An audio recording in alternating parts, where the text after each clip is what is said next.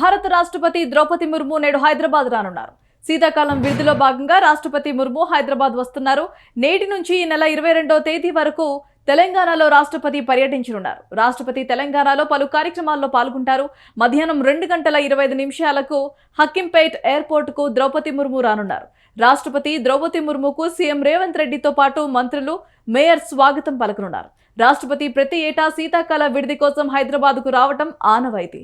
రాష్ట్రపతి ద్రౌపది ముర్ము హైదరాబాద్, రంగారెడ్డి జిల్లాలోని పలు కార్యక్రమాలకు హాజరవుతారు.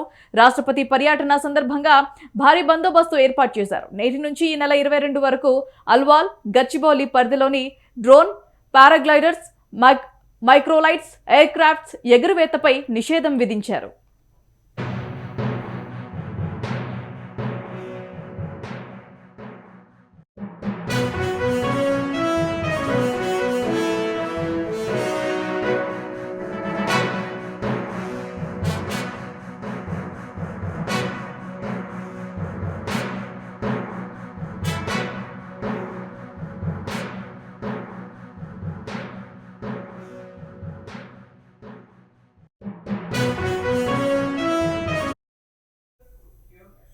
బులెటిన్లో బ్రేకింగ్ న్యూస్ చూస్తున్నాం. భారత రాష్ట్రపతి ద్రౌపది ముర్ము నేడు హైదరాబాద్ రానున్నారు. శీతాకాలం విడుదలలో భాగంగా రాష్ట్రపతి ముర్ము హైదరాబాద్ వస్తున్నారు.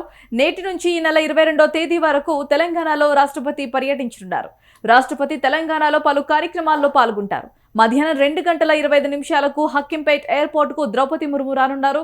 రాష్ట్రపతి ద్రౌపది ముర్ముకు సీఎం రేవంత్ రెడ్డితో పాటు మంత్రులు, మేయర్ ఘన స్వాగతం పలకనున్నారు.